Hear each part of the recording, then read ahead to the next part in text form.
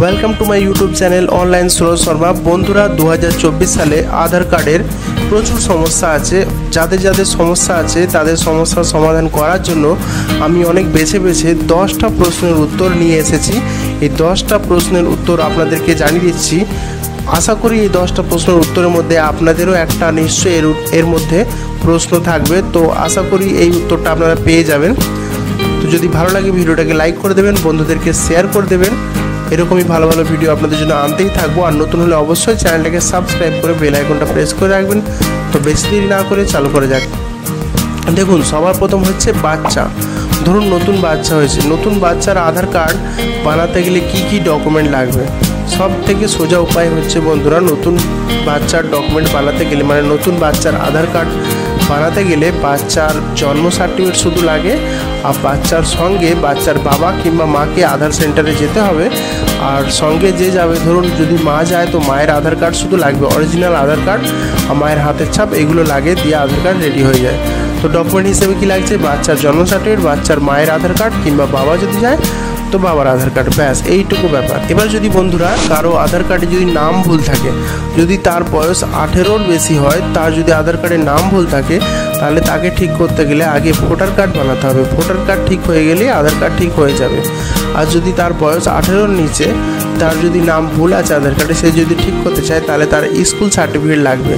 যে স্কুলে পড়ছে সেখান থেকে স্কুল সার্টিফিকেট নিয়ে এসে আধার সেন্টারে গেলে সেখানে আপনার নাম ভুল ঠিক করে দেবে। আর সবার শেষে বন্ধুরা আপনাদেরকে আমি একটা ডিটেলস জানাবো, মানে কোথায় আধার সেন্টার সব থেকে ভালো, মানে আপনাদেরকে ঘুরে আসতে হবে না, মানে প্রচুর কাউন্টার। আপনারা দেখবেন আপনাদের আশেপাশে কি একটা দুটো কাউন্টার, প্রচুর লাইন দিতে হয়, অনেক মাথা ব্যথা করতে হয়। কিন্তু আমি আপনাদেরকে পুরো ওয়েস্ট বেঙ্গলের মধ্যে সব থেকে বেশি কাউন্টার যেখানে আছে সেখানের আপনাদেরকে অ্যাড্রেস দেবো। সেই অ্যাড্রেসে আপনারা যাবেন, আশা করি ঘুরে আসতে হবে না। আর ডকুমেন্টগুলো তো আমি আপনাদেরকে বলেই দিচ্ছি কী কী লাগবে।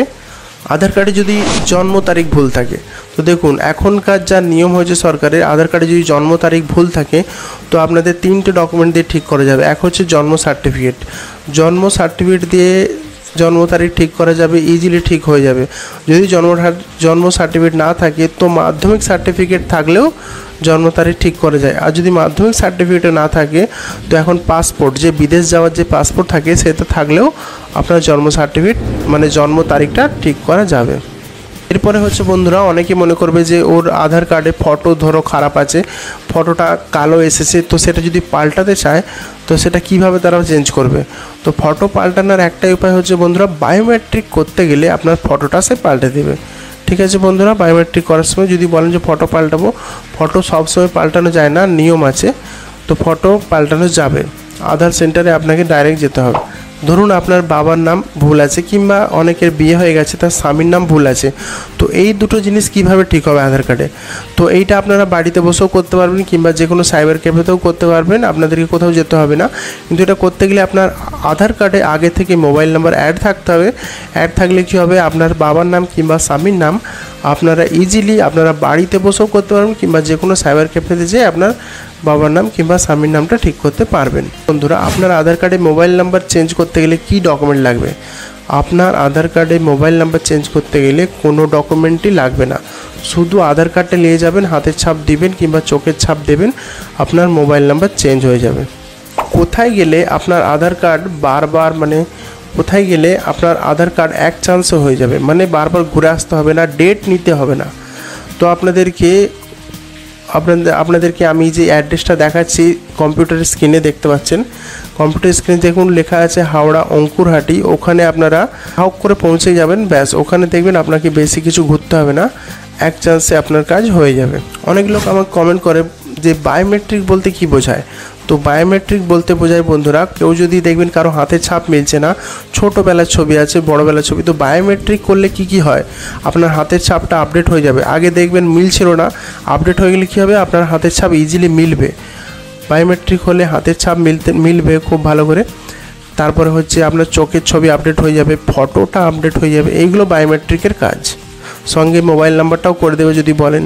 তারপরে টপিক হচ্ছে বন্ধুরা অ্যাড্রেস, মানে ঠিকানা কিভাবে চেঞ্জ করবেন। ঠিকানা চেঞ্জ করতে গেলে আপনারা অনলাইনেও ঠিকানা চেঞ্জ করে নিতে পারেন। অনলাইন ঠিকানা চেঞ্জ করতে গেলে আপনারা যেটা বললাম যে কোনো ডকুমেন্ট দিয়ে ঠিকানা চেঞ্জ করা যায়। একটা ফর্ম আছে, সেটা এমএলএ সই, চেয়ারম্যানের সই, পঞ্চায়েত প্রধানের সই, যার হোক সই করে নিয়ে অনলাইনে আপলোড করে দেবেন, তাহলেও আপনার ঠিকানা চেঞ্জ হয়ে যাবে।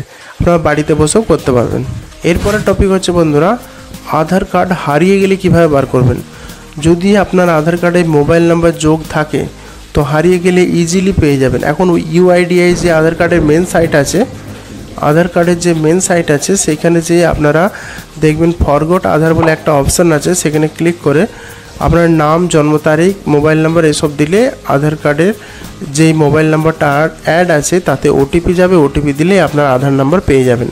আধার কার্ড ডাউনলোড করে প্রিন্ট আউট করে নিতে পারবেন।